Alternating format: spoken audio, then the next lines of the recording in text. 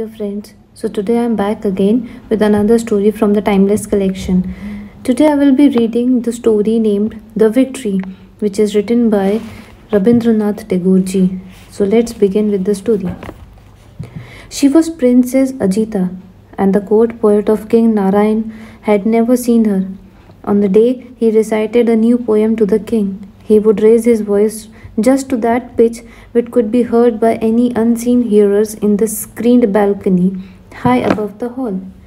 He sent up his song towards the starland out of his reach, where circled with light the planet would rule his destiny, shown unknown and out of ken. He would espy some shadow moving behind the wheel. A tinkling sound would come to his car from afar and would set him dreaming of the ankles whose tiny golden balls sang at each step. Ah, the rosy red tender feet that walked the dust of the earth like God's mercy on the fallen.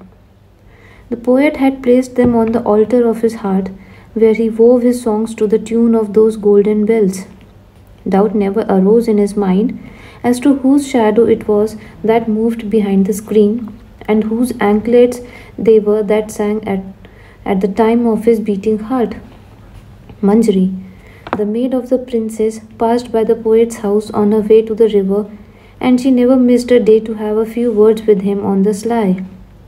When she found the road deserted and the shadow of dusk on the land, she would boldly enter his room and sit at the corner of his carpet. There was a suspicion of an added care in the choice of the color of a wheel in the setting of the flower in her hair.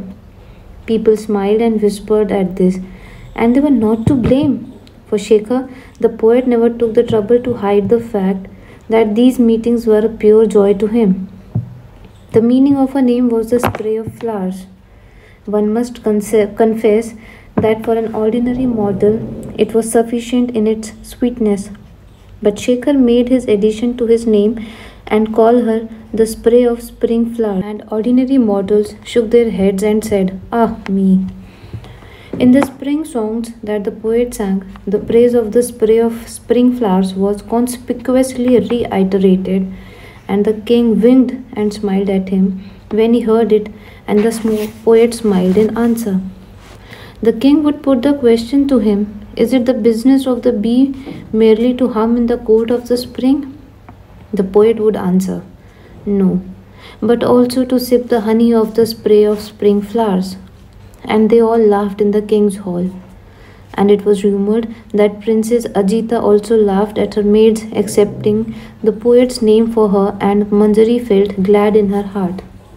Thus, truth and falsehood mingle in life, and to what God builds, man adds his decoration. Only those were pure truths which were sung by the poet. The theme was Krishna, the lover god, and Radha, the beloved, the eternal man, and the eternal woman, the sorrow that comes from the beginning of time, and the joy without end. The truth of these songs was tasted in his inmost heart by everybody, from the beggar to the king himself. The poet's songs were on the lips of all. At the merest glimmer of the moon and the faintest whisper of the summer, his songs would break forth in the land from windows and courtyards, from sailing boats, from shadows of the wayside trees in numberless voices. Thus passed the days happily. The poet recited, the king listened, the hearers applauded. Manjari passed and repassed by the poet's room on the way to the river. The shadow flitted behind the screened balcony, and the tiny golden bells tinkled from afar. Just then, set forth from his home in the south, was a poet on his path of conquest. He came to King Narayan in the kingdom of Amarpur. He stood before the throne and uttered a verse in praise of the king. He had challenged all the court poets on his way, and his career of victory had been unbroken. The king received him with honor and said, "Poet, I offer you welcome." Pundarik, the poet, proudly replied, "Sir, I ask for war."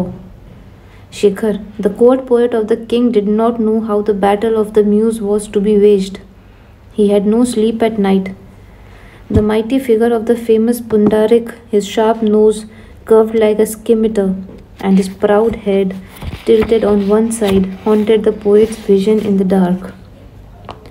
He had in his mind the vision of an image that had taken its shape from a shadow and the echo of a faint tinkling sound of a distant footstep. He took his seat, his hearers trembled with the sadness of an indefinable delight, immense and vague, and they forgot to applaud him. As this feeling died away, Pundarik stood up before the throne and challenged his rival to define who was this lover and who was the beloved. He arrogantly looked around him. He smiled at his followers and then put the question again. Who is Krishna, the lover, and who is Radha, the beloved? Then he began to analyze the roots of those names and various interpretations of their meanings. He brought before the bewildered audience all the intricacies of the different schools of metaphysics with consummate skill. Each letter of those names he divided from its fellow and then pursued them with relentless logic till they fell to the dust in confusion, to be caught up again and restored to a meaning never before imagined by the subtest of word mongers. The pundits were in ecstasy. They applauded vigorously, and the crowd followed them, deluded into the certainty that they had witnessed that day the last shred of the curtains of truth torn to pieces before their eyes by a prodigy of intellect. The performance of his tremendous feat so delighted them that they forgot to ask themselves if there was any truth behind it after all. The king's mind was overwhelmed with wonder.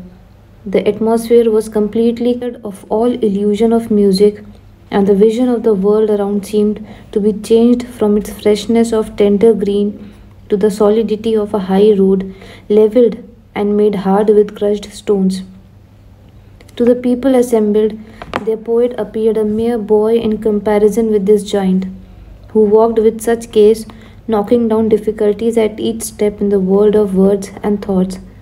It became evident to them for the first time that the poems Shekhar wrote were absurdly simple, and it must be a mere accident that they did not write them themselves. They were neither new, nor difficult, nor instructive, nor necessary.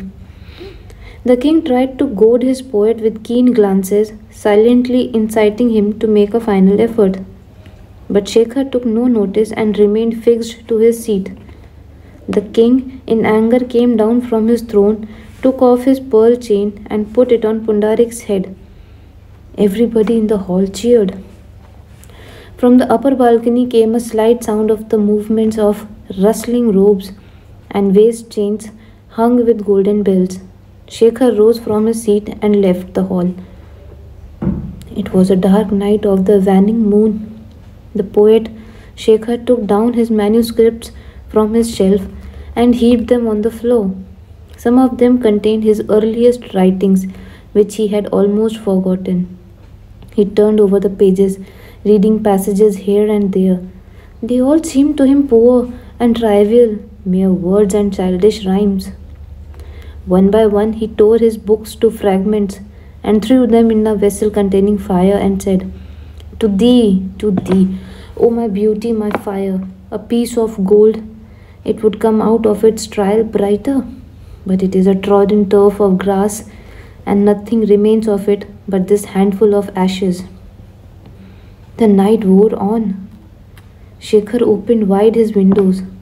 He spread upon his bed the white flowers that he loved, the jasmines, tuberoses, and chrysanthemums brought into his bedroom all the lamps he had in his house and lighted them. Then, mixing with honey the juice of some poisonous root, he drank it and lay down on his bed. Golden anklets tingled in the passage outside the door, and a subtle perfume came into the room with breeze. The poet, with his shut eyes, said, My lady, have you taken pity upon your servant at last and come to see him? The answer came in a sweet voice, My poet, I have come. Shekhar opened his eyes and saw before his bed the figure of a woman. His sight was dim and blurred, and it seemed to him that the image made of a shadow that he had ever kept throned in the secret shrine of his heart had come into the outer world in his last moment to gaze upon his face. The woman said, "I am Princess Ajita." The poet, with a great effort, sat up on his bed. The princess whispered into his ear, "The king has not done you justice. It was you who won at the combat, my poet, and I have come to crown you with the crown of victory." She took the garland of flowers from her neck and put it in his hair, and the poet fell down upon his bed, stricken by death. So, dear friends, this is the end of the story. Please stay tuned for the next story. Keep listening and keep supporting. Thank you.